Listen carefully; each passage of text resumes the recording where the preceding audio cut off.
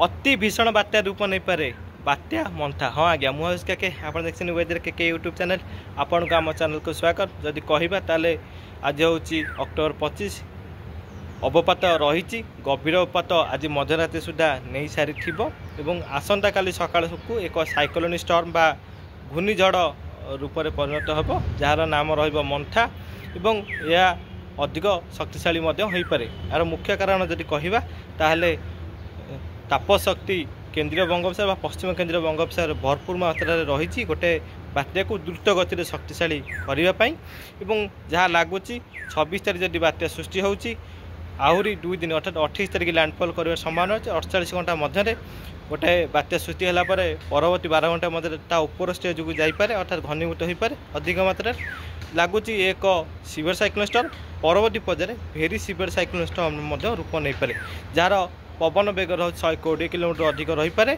एवं गस्टिंग जदि कहबा 140 किलोमीटर जापे। तो मोटामोटी जदि कहबा ताले भेरी सीवियर साइक्लोन स्टॉर्म रूप नहीं पारे अर्थात अति भीषण बात्यार रूप नेबार संभावना को एड़ाई दिया न पारे।